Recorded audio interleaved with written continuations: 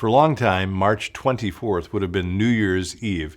Stay tuned to find out why and also to learn what it might teach us about ourselves.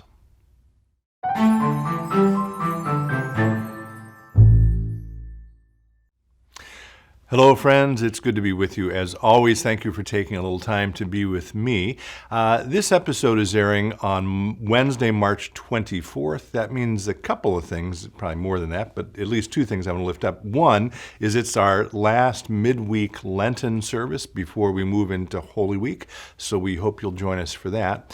The second, which you, I'm guessing, are not aware of, I wasn't really until I started thinking about it, is that March 24th, for much of the history of the West, was actually New Year's Eve, because March 25th was the start of the new year. Why was that? It's a little complicated, but in the Christian world, it ended up being the start of the new year largely because it is what is known as the Feast of the Annunciation. And even in our own Lutheran tradition today, we do celebrate that. We don't talk about it a lot, but that's the feast when the angel Gabriel comes to Mary and tells her that she will bear a son. And of course, 9 months later, on December 25th, we have Christmas, which celebrates that. We don't often think, though, about that March 25th date. So that was the start of the year for a long time. I won't go into deep weeds about how complicated the shifts in the calendars are, but I'll lift up three different important years that are related to different calendar systems. The Julian calendar, which we do not use today, was established in 45 BC.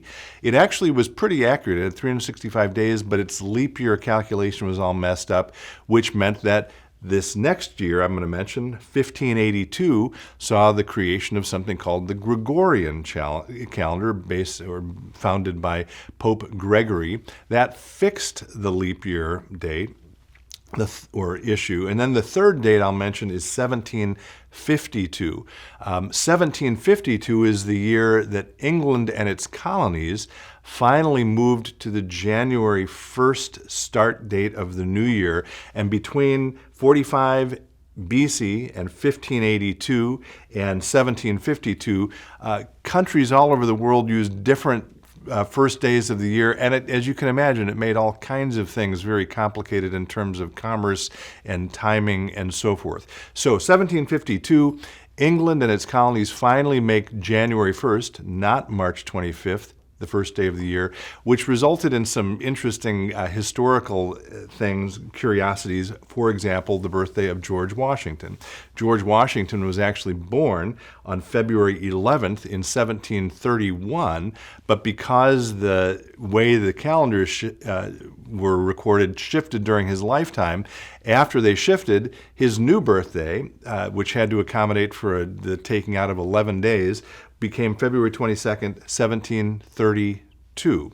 That's one interesting fact. The other interesting fact, at least I find it interesting, has to do with the names of four of the months of the year. Those months are September, October, November, and December, and they come from words in Latin that mean 7, 8, 9, and 10. Septem, octo is 8, November comes from the word for 9, and decimal, of course, is the same root as the word for December, 10. So maybe you knew some of that stuff at one point from elementary school or junior high, and maybe you've forgotten it. And that brings us to the bigger point I want to lift up today. I think that in our world as human beings, there are all kinds of things that attempt, maybe not intentionally, but maybe just because we're busy or we're preoccupied or we're focused on different things, that make us forget who we really are. We tend, I think, in our culture to assume that who we are is dependent on things like, how old am I? How wealthy am I? How attractive am I? How popular am I? How successful am I? And in the life of faith, none of those have anything to do with who we really are as beloved children of God. And that got me thinking about a beautiful passage, and I'm going to read a tiny bit of this for you from one of my favorites, G.K. Chesterton. This is one of his most important works. It's called Orthodoxy. It's a very boring title. I promise you it is not a boring book. And he's talking about the famous story. It's sort of a evergreen story or story told in different ways about the man or the woman who has forgotten their name, right? And he walks about the streets and can see and appreciate everything, only he cannot remember who he is. And he goes on to say this: well, every man is that man in the story, and every woman, of course, we would say today. Every man, every woman has forgotten who he or she is. One may understand the cosmos, but never the ego. The self is more distant than any star.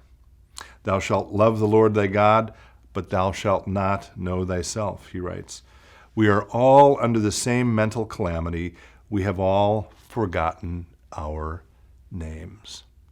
As we approach Holy Week, the most important week of the church year, I pray that in our worship together, in our prayer together, God will help to remind us of who we really are. Thanks as always for being with me. Be well, stay in touch, and God bless.